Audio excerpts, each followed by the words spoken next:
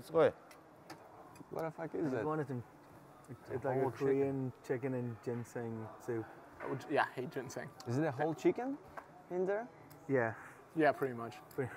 No, like there's just a whole chicken in there. But I wanted You wanted it? No, it's so cold here, and Yeah. I don't want to have more caffeine right now, so I just needed just some sort of hot liquid.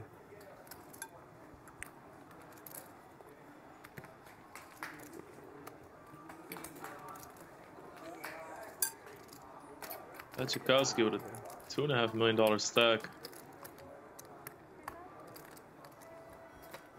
He's gonna play a lot of pocket pairs today, or get. It's a pretty decent flop for both.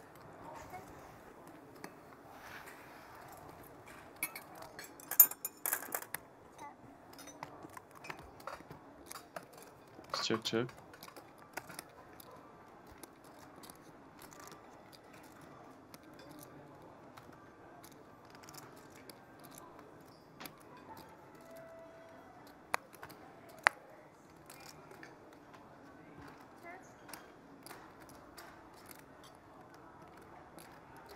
Paul really trying to get the showdown. Same for Tchaikovsky.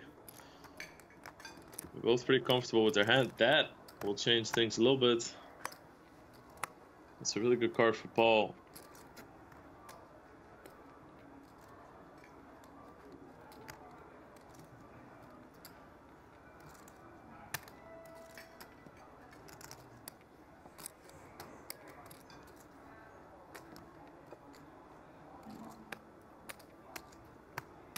Goes for some value. Come on. Value down. Value down.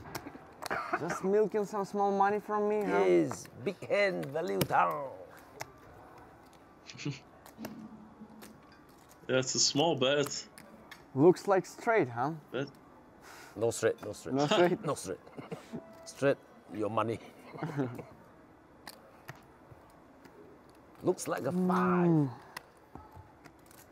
No, no, no, no, no. Don't do it. You know, sometimes I could beat a value bet, I guess. Well, then what the fuck are you waiting for? Don't tell me you have a 6.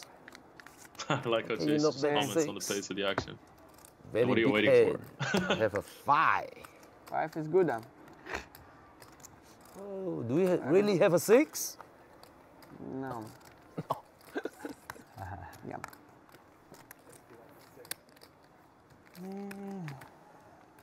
So, small pot there for Paul.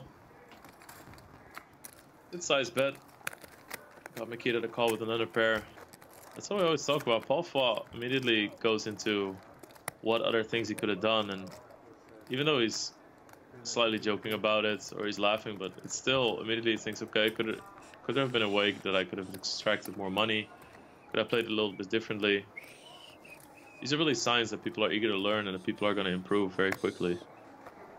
Because if you just take a hand for face value after you play it, then you're not going to gain that much from it. But if you think about the other scenarios or other possibilities, and you can always come to the conclusion that the way you played it was the best way. But at least you thought about the other approaches, and that teaches you something too.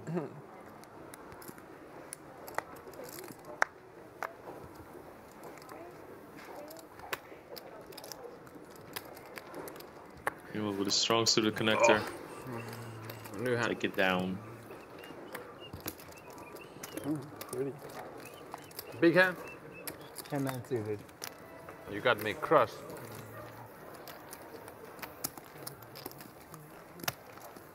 Head of 9. Really seems like the people, we saw Ivy talk a lot more, making some jokes. We see Patrick being much more talkative than we've seen over the past few years, or years ago on other high stakes shows. You can really tell that all these guys play a lot together every single time. This is very noticeable. I think it's really good for the scene in general. I think it's good for the audience too. Get to see a different side from players. It's also very interesting to hear them talk about the scene, what other games are happening, everything that's going on.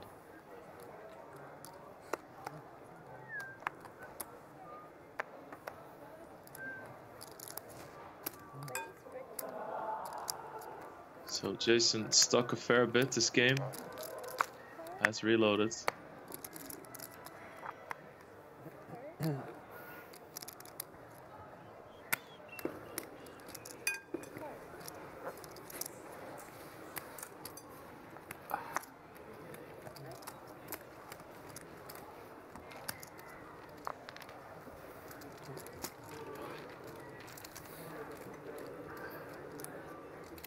So Jason Kuhn with the initiative here, but he's up against some pretty strong hands.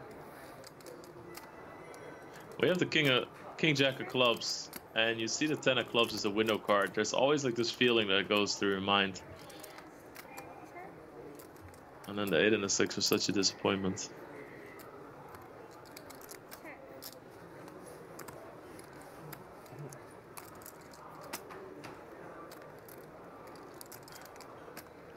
It's a great card for Antonius.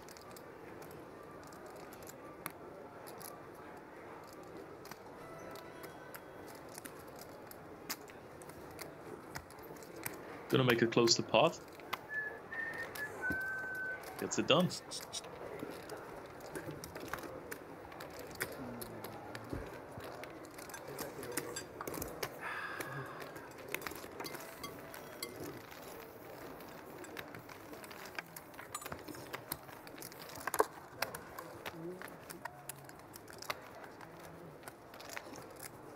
Yeah, of course. Here in Jeju, South Korea, so thing about that gotta abide by the laws. The charger. Play with one on the table. Charger is really nice. The one good thing from the tournament. That's right.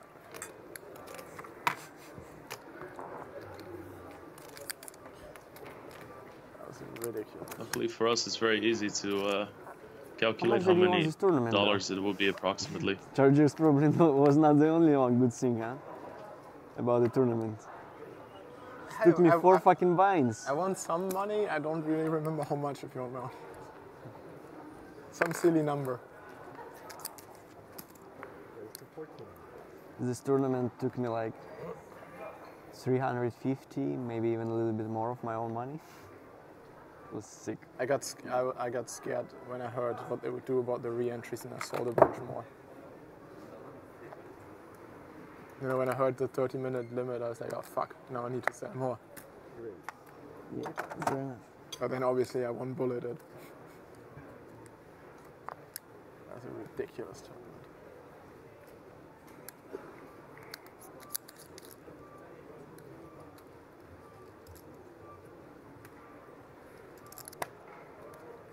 And I think this showcases a very positive thing that can happen. When you re-raise with a Queen 9, you really take the initiative over from Queen Jack, and whereas normally you would lose a lot of flops, now you're gonna win all the ace high boards and the low card boards. That's 1 plus this, so like 1.2. Nietzsche does have ace queen suited here. Yeah, 1.2. 1.23. The situation is much different than the previous one he was in. Right now, actually, we have the 2 strongest positions, raising and re-raising. Under the guns, first to act is everybody behind him. And then, under the gun +1, Jason Kuhn responds to that and also has everyone behind him. So, Nietzsche is going to be much more careful this hand. Obviously, ace queen also not as strong as ace king. So, don't see him going all the way here. But we already know the hands and that's not going to happen. But just want to point out that ace-king hand last time was part of it, made it such a bit cooler because of the positions they were in. Much better result this time for him. Gets to win some chips. Really strong lineup here. Almost ball from the table. We only have the Western guys left. What they commented on at first, there were only 3 Western players. We had Shanghai Wong, Rui Cao, Fan Xuan, all at the table. Viking Yong as well. Still a very star-studded lineup. Very familiar faces. Some newer ones that we've seen in the high roller scene over the last few years, but I mean, it doesn't get more old school high stakes than Patrick Antonius and Tom Dwan.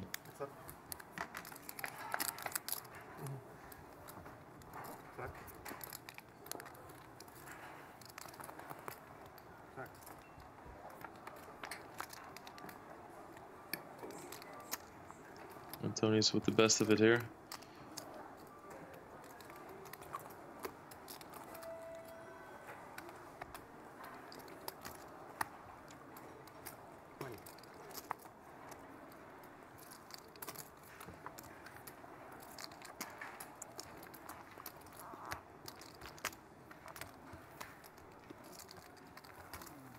Said it during the tournaments as well, but it's really good to see Antonius play a little bit more on TV again. He's really recaught that poker bug, and he was talking earlier about the fact that he really thinks that No Limit Hold'em is the best poker game, that it's like the most true form of poker for him. Antonius has so much experience in Pot Limit Omaha and mixed games as well that it's a big statement coming from somebody like him. And maybe that's the reason why we see him more in these high rollers and in these high stakes cash games. Getting tired and having these. He's had a lot of success this year in tournaments.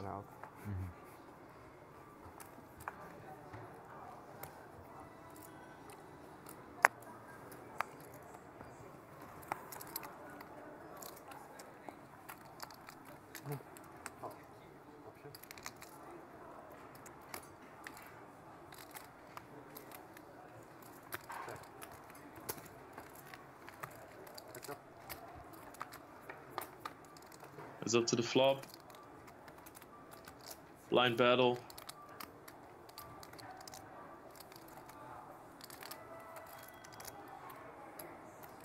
There's really no easy position to be on at this table.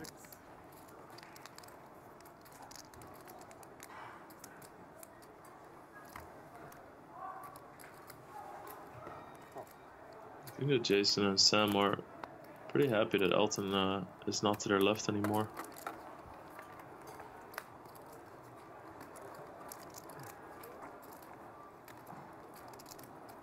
Really good card for Jason. Make a straight with an 8 or queen. Queen also makes screen with a lower straight. And the 10 is a scare card. So when your opponent has a pair below a 9 or 9 itself.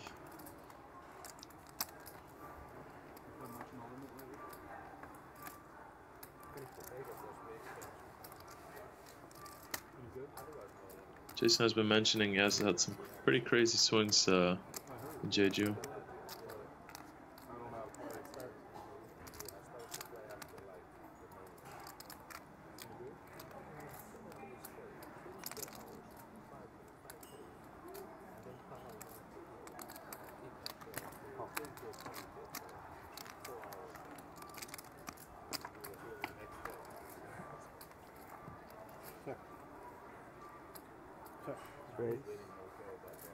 Yeah, that's a straight for Sam. Jason has a go for it, thinks a 7 might be good sometimes. At least that he's not going to get rid of Sam too easily there.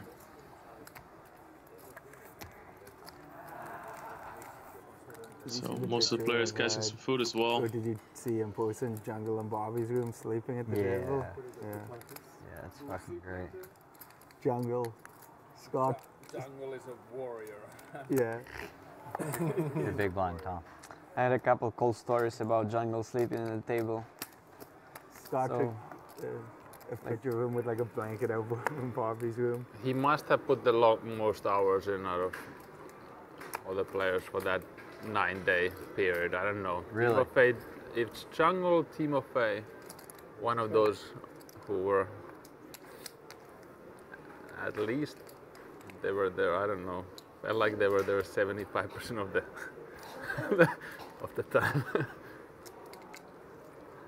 One of the hands we played with the Jungle is that when he actually wakes up on a big blind, like after he was sleeping, and he had some imagined hand in his head, so he started playing, like he called pre-flop, and then like only on the flop he realized that he haven't seen his cards, so like you have to take a look. That's incredible. Some crazy action in Vegas over the summer. Famous Instagram video of Patrick Antonius where Daniel Cade's Jungle Man was sleeping at the table. Some games went for days on end. I saw someone tweets about Jungle sitting next to Blumstein, the guys that won main event. Oh yeah. Have you heard of this? And he was like asking him who he was or something. Yeah, that's I was funny. asking like, are you like some Australian guy or something? Someone on the side telling him like, Yeah. Just over 1, I think.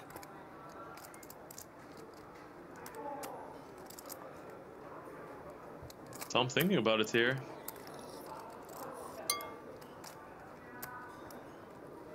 Nietzsche opens with queens. Are we gonna see a 4-bet from Tom Dwan?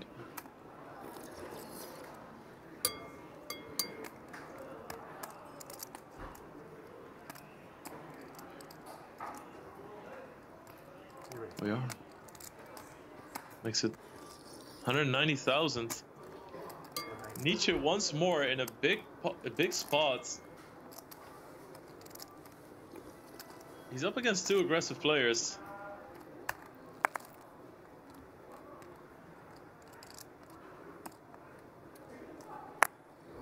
Don't see him folding.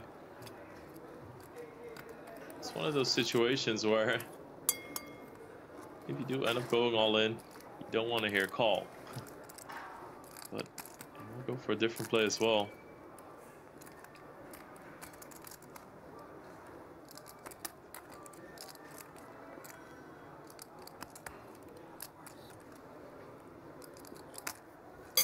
This is usually a very tough spot for Tom Dwan to play because people just don't give him as much credit as they do other people in this situation. The Rui Cow syndrome.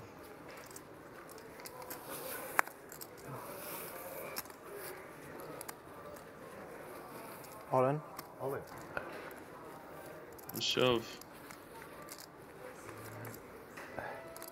That's gonna get rid of both. is king no again? repeat on Better. a sick cooler there for Nietzsche. Just imagine to What's take a a look chunk with of money? the I didn't think of that for a option. second time. Like, come on, guys, are you kidding? I Is even it a had a one good hand billion? that hand. What was the chance for Is that? it actually 1 billion buying in the game? I could have had like ace queen suited though. What? I could Yeah, have had ace like queen suited No, now? I'm saying I could have had like a bunch of great hands with still Snap fold. snap fold into your shove. Yeah, of course. Of course. But I'm saying it's not But fair. you didn't. He had a good hand. What Yeah. are the chances? I was full of shit. Ace-5 suited, here we go. The magic hand. I could do it. I could have done it with Ace-5 suited. Doubt it. You could have. I just doubt you had ace 5 suited. If you were to do that, Unlikely I had doing Ace-5 that with suited. ace You five clearly suited, look like you had aces. I did not have Ace-5. doing that with ace 5 suited after already like getting a billion in pre-flop would take some real hope. I can do it. I believe it. My heart cost me 200,000. Yeah, just imagine you're sitting here and it's just as example, if it's going to be live stream, you shove an ace 5, like lose another stack, and like your investor is just sending a killer or something, you know? Just fuck this guy. I don't think you would do that. I mean, if you go for with the wrong people, you know, like have you watched the Billionaires TV show? Yeah, no, yeah. So there was like a Russian character that the guy from what is the most famous poker movie? That Rounders? guy, Rounders. So Teddy KGB. Teddy KGB, yeah. this guy. That makes sense because Brian Koppelman, the same writer, wrote Billions as Rounders. He's not actual Russian though, right? Where is he from? I don't like know. his last name looked like Malkovich. It's more like Slovenian or something like that. From old Yugoslavia country. So Antonius with the best But of it he's here. having a pretty cool Russian accent. Yeah, he's pretty good, pretty accurate, right?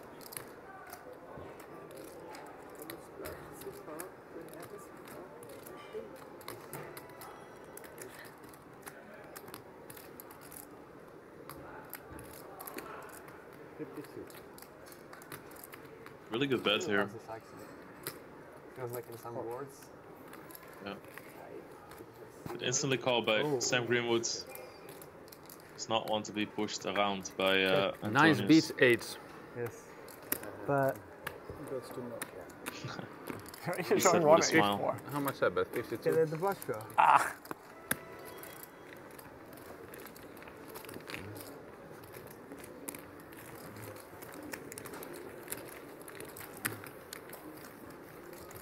Pot there for Antonius.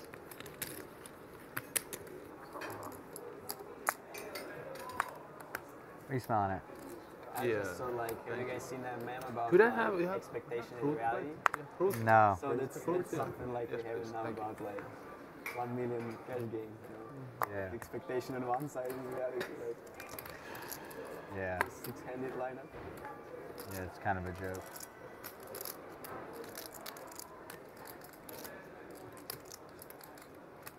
We'll always have that first hour and a half though. Who played the start? Shanghai Wong, Weiken, 10. Tan, and Rui. Wasn't good. It was fine.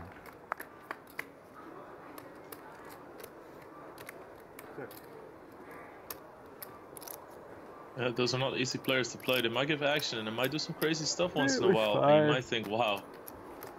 But it's not easy to play against people like Rui Cao, even though they get very marginal sometimes. Raise with some really bad hands. They have so much aggression to make up for it.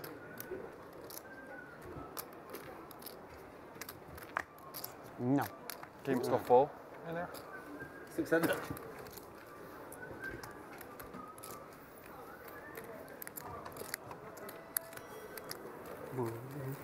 How many? To go in 15? I did would- 15. I 15 would seemed do like 6. too much to me. I ran this 12. Oh shit. 15. Many Looks like 7 deuce type of situation. Yes. I fucking, last I time it was torched 17. mine. Not doing it again. I got my At lesson. least. That's when my you one put time a money year to in the do middle. something fucking stupid. I'm done. Unless I get it again, and then I gotta go. Yeah. That'd be poetic Dr. justice. Sean, come play, man. We got a seat. Yes, doctor. We have many sick guys here around. Sickos, man. I just torched 200K with 7 deuce off. It's a 41 good instead game. of 14. Oh, That's a good open raising can we size, by see- the way. I know. Good. 41 would have made more sense. Look at all this money in the So middle. if I call, 8 8 more, more. right? Expensive. I think you should have made it 41 out. Yeah. Judging, is that 41 Yeah, I mean, made that's more what sense to me he, than he's going to make it 14. 41, like it's okay. I like making very big open race sizes. I just like making it big in general.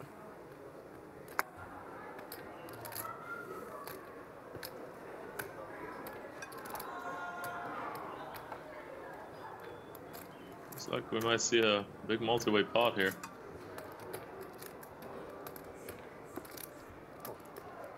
See again, Greenwood opening some lower denomination cards as well. Spin the wheel. 1, This 2, is 3, 4, nice. 5 handed. Small cut. Want small cards? I guess What I a want flop small for cards. Greenwood, but spades are dominated King by six Paul of Floss. spades, That 7 could of spell clubs. big trouble.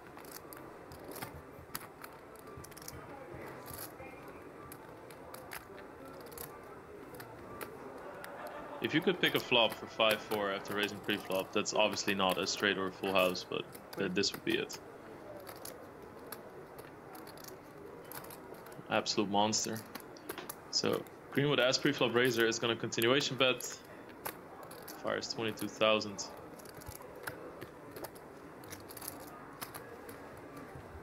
About 1/3 pot.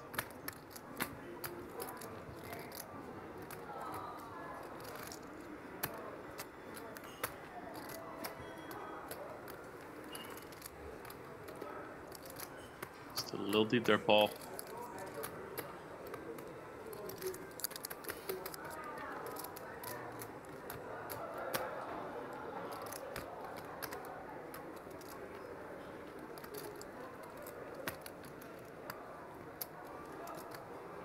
Raise, raise.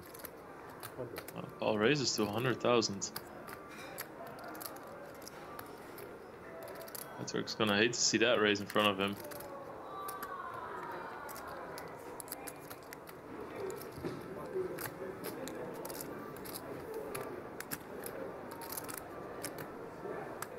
He's considering this.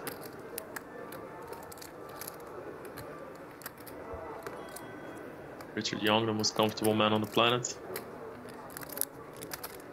So regular in these high stakes games. One of the founders of Triton.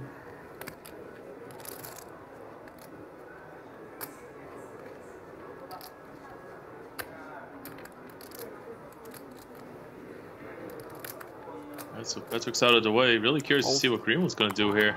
It's a pretty big raise. Yeah, me too. It's 5 times the continuation bet.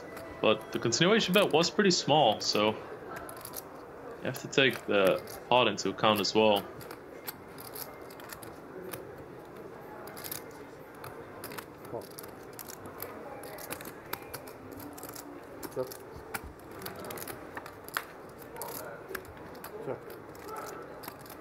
They both make a flush.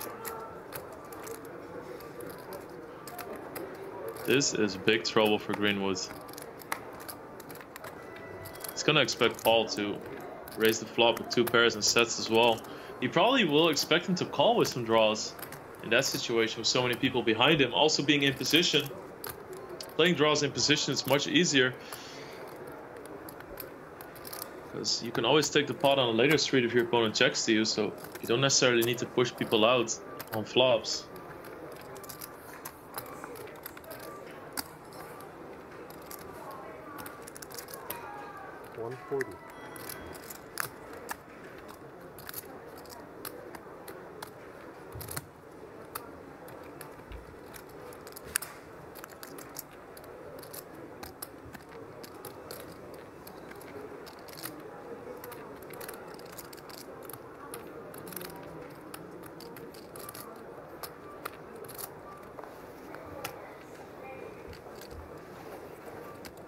$40,000 bet.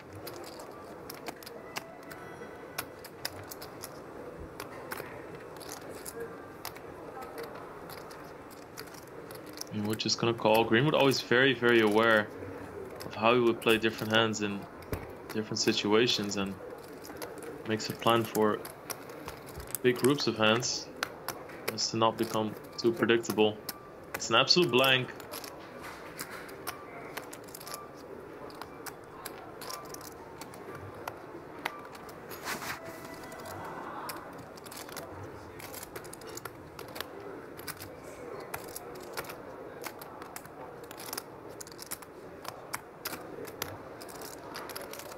There's no getting away from this for Greenwood. I've seen people make some really good decisions though, but he has a flush. It's 500,000 in the middle. What sizing is Paul gonna go for here?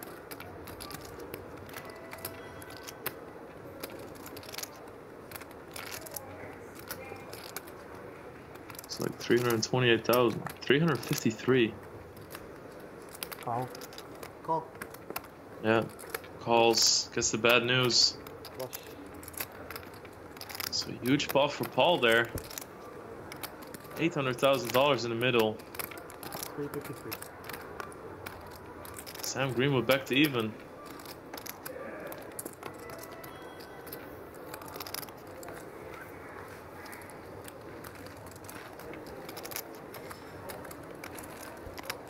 Putting it in like a middle. Get it all flush. 9 8 spades. Yeah, that's what I thought you had. Nice, huh? Only friends can